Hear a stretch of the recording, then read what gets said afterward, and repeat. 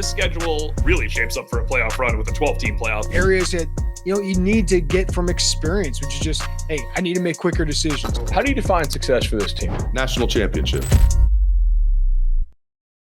What's going on, y'all? Bud Elliott here of the Cover 3 College Ball Podcast. It's my summer school series. We roll on today.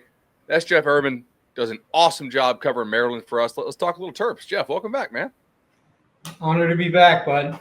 It's always a well-received episode, and the Cover 3 guys really enjoyed the job you do over there. And I think the message board is one of our probably smartest and most lively. So it's a good time reading. I don't always post, but I do lurk quite a bit. So last year Maryland could have had a little better season than they ended up having.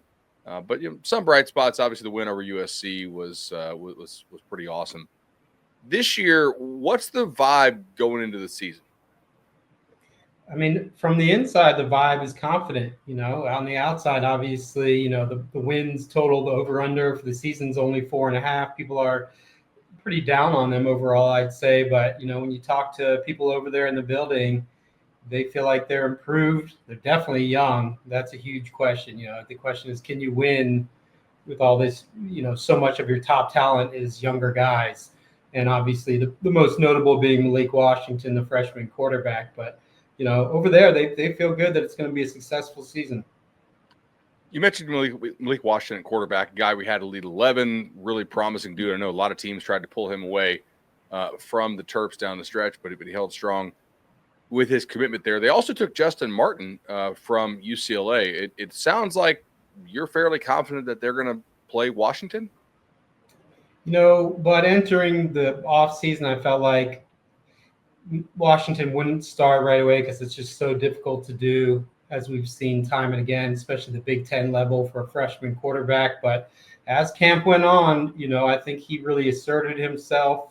And at this point, the only way I'd see him not being the starter is maybe if you wanted to kind of work him into the mix as a college player, give somebody else the start, trying to take pressure off him and then bring him in during some of those easier non-conference games. But yeah, my gut feeling is that Malik Washington will be Maryland's starter this fall. Certainly a guy who's a really good passer, has some mobility to his game as well. Pretty good athlete, which might be necessary because they do lose Roman Hemby to Indiana to transfer. For all of our college fantasy players out there, is this going to be by committee? And if not, who's the guy who has the best chance to step up and take the majority of the carries? Nolan Ray is the top dog, pretty much unquestioned, which is a little unusual considering, he hasn't really done that much. He just started to play last year as a redshirt freshman, showed off his speed. I mean, he's a game-breaking kind of back that they haven't had the past couple of years. I mean, Roman Hemby was at times earlier in his career, but I think he'll get every chance to be the guy. Behind him, there's a kid named DeJuan Williams from St. Francis. He was a 4-star, really highly touted recruit. He's a little bit bigger, a little more power to him, whereas Ray is a sprinter. So, they feel like they've got some good young talent there. They're not proven at all. So, again, that's going to be the question at many of their positions this year. Leading on a run game certainly help a young quarterback, but also having some guys to throw the ball to. They get Jaleel Farouk from Oklahoma, who was, I believe, injured last year, right? As you noted, didn't do spring ball, but they're expecting him back for fall. Is he the expected number one? And if so, who do we think has the odds-on favorite to be two? Yeah, he's basically number one by default. They lost Ty Felton, who set all kinds of school records last year. They lost Caden Prather, who was their other top receiver, and there wasn't a lot of young talent behind them there. They had a few classes in a row where they took some reaches, and most of those guys didn't pan out. So there was a hole there. Octavian Smith will be the favorite for the number 2 job. He's the guy who's been around forever. Really shifty, started to come on last year and show the sort of things that we expected from him a little bit earlier in his career. So he's got a good chance to be a solid number 2. Again, unproven at that spot. But then behind them, it's just an array of guys, largely new guys trying to get that 3rd spot. So, receiver, there are more question marks at receiver than I can remember them having in a while. Fleming, the transfer tight end, was really productive, though. I have to imagine he'll be factoring into this offense in a major way. Yeah, he's going to be a big part of it. They feel like he's an upgrade over the tight ends who left They lost Dylan Wade to Central Florida, who was their biggest playmaker at receiver, and then Preston Howard to Auburn. But they feel like this guy's an upgrade. He showed it a little bit in the spring game, and Loxley always likes to utilize tight ends, so I think you'll see him getting a lot of touches. Jeff, I look at this offensive line, and I recognize some of the names from recruiting and some a little bit less so. What's the status of this O-line, we think? Questionable. Last year it wasn't a good offensive line. They did bring in some new guys. A lot of guys left who are kind of lower on the depth chart. They feel some guys are much improved, like last year, Andre Herron, the kid who moved up from at the FCS level. They feel like he's good at tackle, and then they like a young kid named Michael Hershey, who'll be almost surely starting for them at center or guard. Ryan Howerton was a solid recruit a year ago, big, massive kid. They did take a big blow. Therese Davis left in the portal, landed at Ole Miss. He might have been their 6th offensive lineman, but he's a really high upside kind of guy that they were high on. They've also revamped the coaching staff on the offensive line. So, they feel like they've got some guys who've improved, some new guys who can help, but you got to see it to believe it. So, excluding quarterback, because it's the obvious answer here, but is there a player on this offense who, if he finally hits his ceiling, maybe guys have written off, or maybe he hits his ceiling and plays up to the potential a year earlier than we're collectively expecting him to, that really changes your opinion of this offense for 25? Yeah, it's Nolan Ray. Okay. He's one of the fastest, most explosive running backs they've had in a while.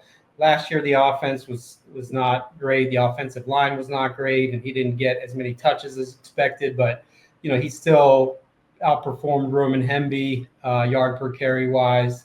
So, and Hemby had a great career at Maryland, unbelievable kid, but not quite as fast as this one. So Ray would be the guy who I could see coming out and having a really big season and kind of sparking them.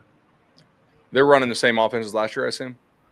Yep, pretty much the same. Pep Hamilton and Mike Loxley are, well aligned, known each other forever, close friends, share most of the same strategies. I'm sure there'll be some twists, though. A guy who comes in with Pep Hamilton's track record in the NFL is going to want to try, do some of his things, but I think it'll largely stay the same multiple kind of offense that Loxley has run.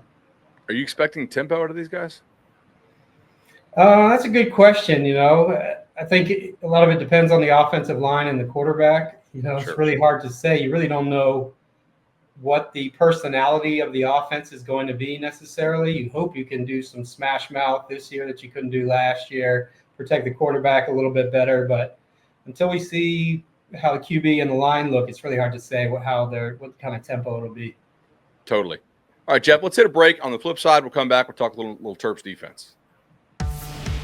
When you need your sports news all the time, we've got breaking news to bring to you. CBS Sports HQ gives you a snapshot of all the sports that matter to you. When you need your sports in a snap, find it on CBS Sports HQ, streaming free anywhere you are. All right, guys, we're back here on the Cover 3 College Ball Podcast, Summer School Edition, talking Maryland with Jeff Errman. Does a great job covering all things Maryland for us. Jeff, this defense does have some pretty important losses at each level, but also like some names I think recruiting folks will recognize. Where are you most confident that they can either not have a drop off from last year or perhaps even improve?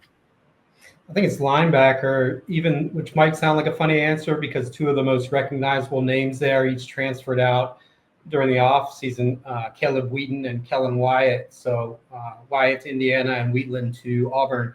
So, you would think that'd be a hit, but they had a really strong class or 2 in a row at linebacker. They've got some young guys who are bigger, more physical, more athletic. There's a kid named Daniel Wingate who's about 6'4", 230, who I think is going to be a monster. They've got a kid named Michael Harris from Florida, speedster, who looks like he's ready to make a mark, another 4-star kind of guy. So they've got, 3 or 4 more there at linebacker where I think that could be, potentially their most dynamic room on the roster. If they don't have a big drop off on the D line with obviously a couple guys off to the NFL and a few more, veterans who lost to graduation, who will have stepped up to make it so that the drop off is just kind of minimal? Yeah, that's on the whole defense we're talking. D line. D-line, okay. That's a good question. I'd say that probably Dylan Fontes. He was a recruit out of Brooklyn 2 years ago. Didn't play much early on, started to flash last year. He's gained something like 40 or 50 pounds since he got to Maryland. So he's a big physical guy and has kind of taken a leadership role on the team this year. So he would be the guy that I would keep an eye on. In the secondary, what's your confidence level in this group here, and who are they counting on to step up? Well, I don't know how good they'll be. I know they'll be better than last year. I think they upgraded immensely. Cornerback with Dante Joyner from Arkansas State, really good-looking player that a bunch of other schools wanted. And then Jamari Glasker, who might have been Wake Forest's best corner, Maryland guy, decided to come home. So, I feel like they've upgraded there. They feel like Jalen Husky is there's one of their starting safeties is, maybe the best player on the defense. And then the question mark is at that other safety spot. There's not necessarily a guy there yet. Gotcha. Is there a player who we have not discussed yet on the defensive side of the preview that could make a real difference if he hits? Yeah, Sidney Smith is a freshman who I thought was very underrated coming out of high school. His highlight video was very impressive. Big kid on the edge. They've raved about him throughout camp. So, he's the one, other than Malik Washington, I would say he's the freshman who could make the biggest dent for them this year. Jeff, looking at this schedule, I mean, it's not the toughest schedule in the world. Maybe you'd like some of the home games to be the road and some of the road games to be the home, I guess, if you're depending on what your goal is. But Florida Atlantic, NIU, Towson is a very friendly non-conference to start, and at Wisconsin, which who knows if where they'll be in their rebuild. Getting Washington at home, I think, is far preferable than going to to the West Coast. That trip, of course, comes later at UCLA. Host Nebraska, host Indiana, like at Rutgers is not a terrible trip to make. In Illinois, like they're probably pretty good this year, but we'll see. Michigan, and then obviously Michigan State. Given that, like, how do you balance the ease-ish of the schedule with no Ohio State, no Penn State, no Oregon, with the turnover that this team had and the youth that you profiled today? How do you balance all that and kind of put a number or a goal on what defines success for this team this year? Yeah, you're right, bud. It's a good year to have a, quote, soft schedule, soft for them. And anyways, it felt like 10 years in a row I was writing an article about how Maryland's schedule was ranked toughest in the country or toughest in the Big Ten. Locks talked for years about how once the divisions were ditched, things would get a lot easier for them because you're not playing arguably the three best programs in the entire Big Ten every single year. So like you said, this is the first year they don't have to face two of those big three from the East. Also don't have Oregon, and their travel isn't bad. At the same time, you're young. So, I think with this team, if you can get to 6 wins, that's really solid. He's not going to call it a rebuilding year by any stretch at any point just because of the situation that he's in after last year. Nobody wants to hear that. But, I think it is a great time for them to have a schedule that's not just a murderer's row. Jeff, really enjoy this, man. I feel like I learned a lot on Maryland. I hope the audience did as well. And I'll see you in Vegas for Big Ten. Sounds great, bud. Awesome, man. See you there.